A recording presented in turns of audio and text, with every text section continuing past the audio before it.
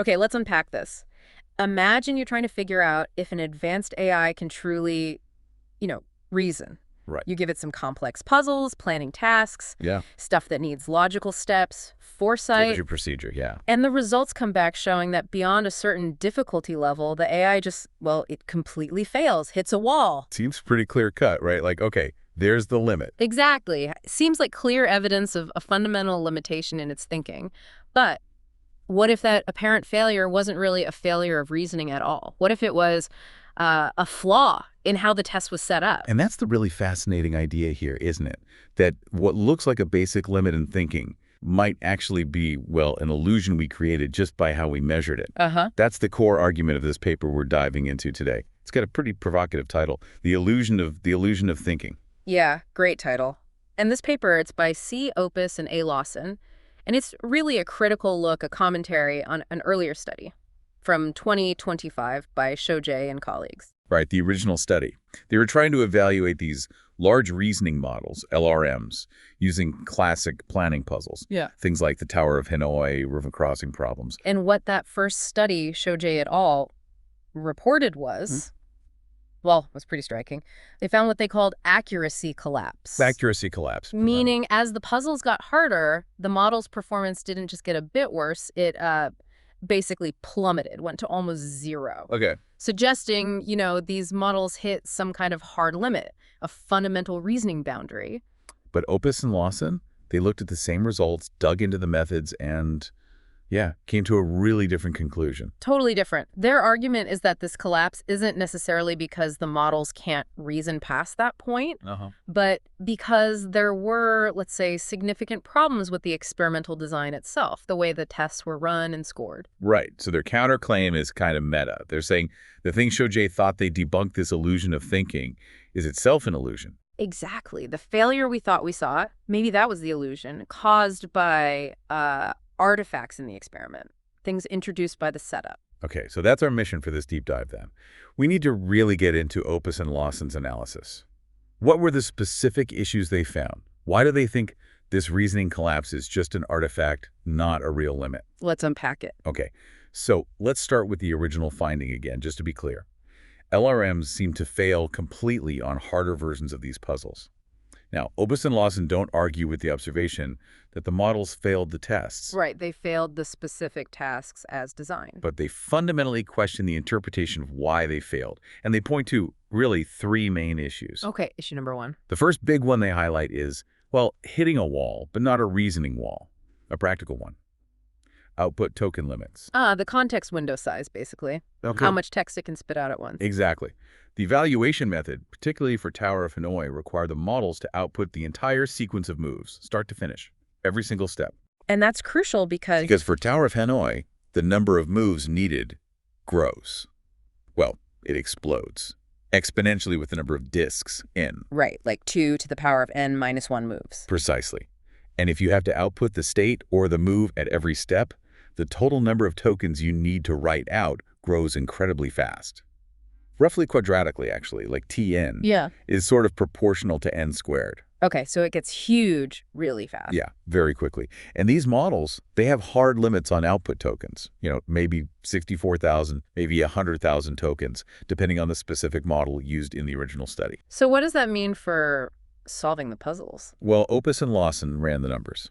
And they show that these token limits mean the biggest Tower of Hanoi puzzle a model could possibly output the full step-by-step solution for. It's actually pretty small. Like how small? Like n equals 7, maybe n equals 8 for the models they looked at. Beyond that, you just physically can't type out the whole answer before hitting the token limit. And here's where it gets really interesting, right? The source points out something specific. Yeah, this is wild.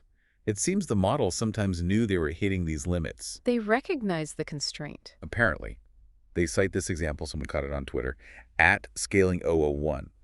A model trying a larger Tower of Hanoi puzzle actually wrote something like, the pattern continues, but to avoid making this too long, I'll stop here. Wow. So the model's basically saying, I know how this goes, but I can't write it all out. Exactly. The pattern continues. It understands the algorithm. To avoid making this too long, I'll stop here. It's hitting a practical constraint. But the automated scoring needed the full sequence. So even though the model showed understanding, this gets scored as a failure, a 0. So it wasn't necessarily a reasoning breakdown, it was a practical problem. Couldn't output thousands or millions of tokens being misinterpreted as a logic failure. Precisely. It shows how a really rigid evaluation, demanding one specific, super long output format, can totally miss the mark on what the model actually understands. Yeah, that makes sense. And they mentioned this even casts doubt on other arguments, right? Like statistical ones about how unlikely it is to get every character right in a super long output. Exactly. If the model knows the pattern but just truncates the output, that whole probability argument about fundamental limits, well, it starts to look a bit shaky. Okay, so issue 1. Output limits mistaken for reasoning limits because of the test design. Got it. What was the second major problem they found? This one related to the river crossing puzzles. Right. This one, honestly, this one's pretty astonishing. Uh-oh. The original study by Shojaee et al., they tested river crossing puzzles with 6 or more actors, n greater than or equal to 6. And they used a specific boat capacity, B equals 3. Okay, so like 6 missionaries, 6 cannibals, boat holds 3. Something like that. Pretty much, yeah. And here's the killer flaw Opus and Lawson found. It's a known mathematical result. Yeah.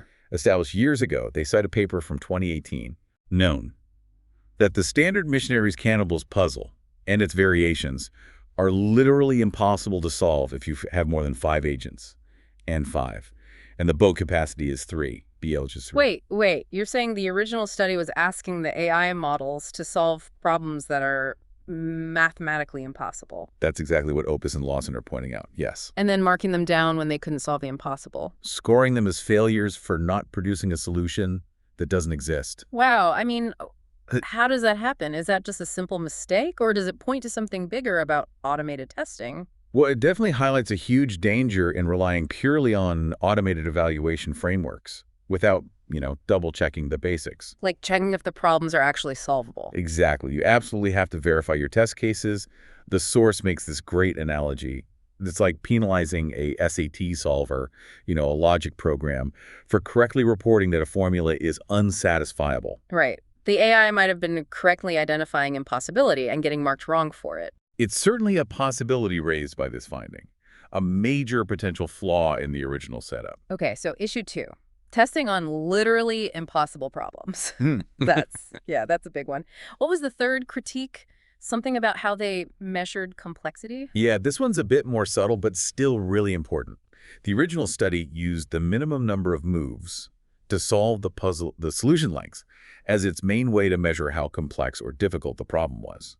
Okay, that sounds kind of intuitive, doesn't it? More steps equals harder problem. Seems logical on the surface, but Opus and Lawson argue pretty strongly that this is actually a misleading way to measure difficulty for these kinds of tasks. Solution length doesn't always equal problem-solving difficulty. How so? They use examples from their paper to illustrate this. Think about Tower of Hanoi again. Okay, lots of moves. Yeah, the solution length grows exponentially. N10 is over 1,000 moves. N15 over 32,000 moves. Huge. But the decision you make at each step, it's incredibly simple. Right, just follow the algorithm. Exactly. You're just executing a known recursive procedure. The branching factor, basically how many valid next moves you could choose from at any point, is always just one. There's no real search or complex planning needed to figure out the next move. So it's algorithmically simple to find the steps, just tedious to list them all out. Precisely. Simple decisions, lots and lots of execution steps. Okay, now compare that to river crossing. Now, river crossing. The solution length is much, much shorter, maybe only around 4 times n moves. For N6, maybe just 24 moves or so. Way fewer steps than Hanoi for similar N. Way fewer. Yeah. But the branching factor is much higher, often more than 4. At any point, you might have several different groups you could potentially put in the boat. Ah, so you have choices. You have choices. You have constraints, can't leave missionaries outnumbered, etc. You have to evaluate the options, maybe think a few steps ahead to find a move that works and gets you closer to the goal. It's a much harder search and planning problem. Yep. In fact, many versions are NP hard. That's, computer science talk for gets really difficult really fast as the problem grows. Specifically, the difficulty of finding the solution. I see the difference now. It's huge. The difficulty isn't just the number of steps you do, it's the complexity of figuring out which steps to take in the first place. Exactly. And Opus and Lawson argue the metric used, just counting the moves, completely missed this distinction.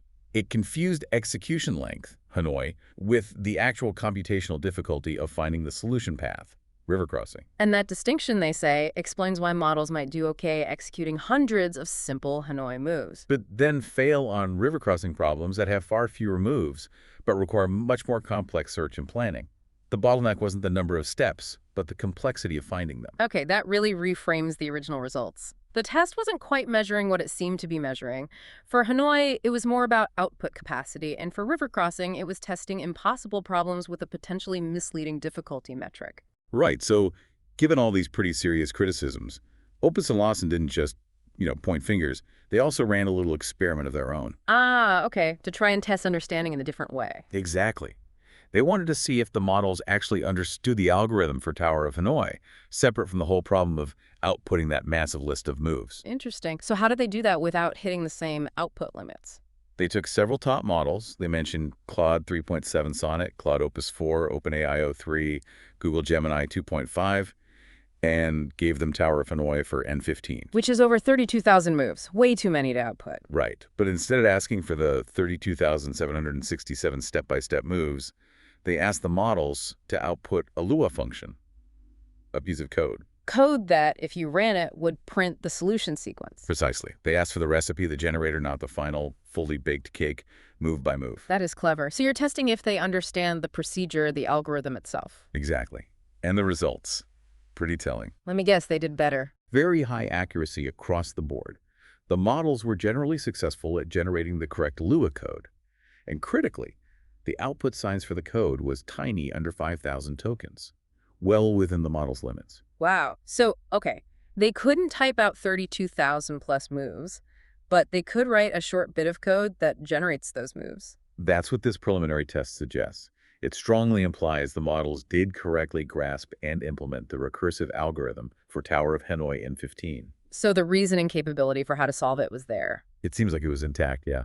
As long as they weren't forced into that specific, exhaustively long, token-guzzling output format demanded by the original test, they knew the logic. They just couldn't physically type out the whole result under those specific constraints. Okay, let's try and bring this all together then. Synthesize it. According to this analysis by Opus and Lawson, that accuracy collapse that looked like a fundamental reasoning limit in LRMs, it seems much better explained by other factors. Yeah, not necessarily an inability to think, but more like a perfect storm of evaluation issues. Right. Like, number one, models hitting practical output token limits when forced to generate incredibly long solutions, which the scoring system then marked as failures. And number two, the evaluation framework just not distinguishing between those practical constraints and actual reasoning failures, and even worse, testing models on problems that were mathematically impossible to begin with. And number three, the original study using complexity metrics, like solution length, that kind of misleadingly mashed together the length of doing the solution with the actual computational difficulty of finding the solution path. Yeah, conflating execution with planning, basically. So,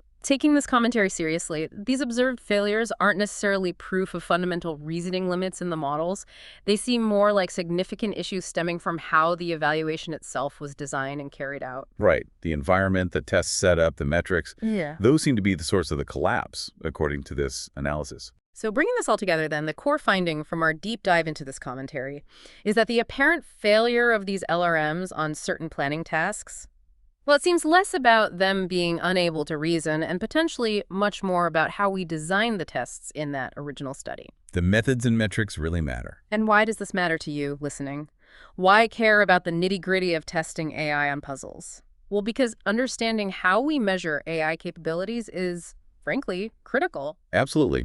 This analysis helps us try to separate what models genuinely can or cannot do from the limitations or maybe even the flaws in the tools we use to test them. It really highlights how crucial, careful, thoughtful, experimental design is in AI research. You can't just, throw a hard problem at an AI and assume any failure is a thinking failure if your test itself has hidden traps or uses the wrong ruler.